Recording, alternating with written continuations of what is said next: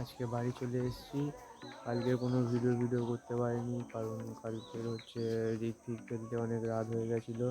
তারপরে গাড়ি ফাড়ি লোড করে চান ফান করে বেরোতে রাত প্রায় 8টা নাগাদ হয়ে 8টা বেজে গেছিলো। আর রাত্রেবেলা গাড়ি ছেড়ে দিয়েছিলাম সারা রাত ধরে। গাড়িতে আস্তে আস্তে তোমার বেজে গেছিলো সামথিং 3:30 সময় এসে রাতেরবেলা সেই মাল খালি করলাম। খালি করে আবার সকালবেলা উঠে আবার চলে এসেছি। সকালবেলা উঠে বাড়ি চলে এসেছি, এসে আর এই ভিডিও করতে যাচ্ছি। এই পুকুর পাড়ের দিকে যাচ্ছি এখন, সেই জন্য কালকে কোনো ভিডিও হয়নি। সকালবেলা এসে আর এই বিকালবেলার দিকে একটু বাইরের দিকে বেরিয়েছি ভিডিও করতে। এই হচ্ছে আমাদের পুকুর পাড় এইদিকে।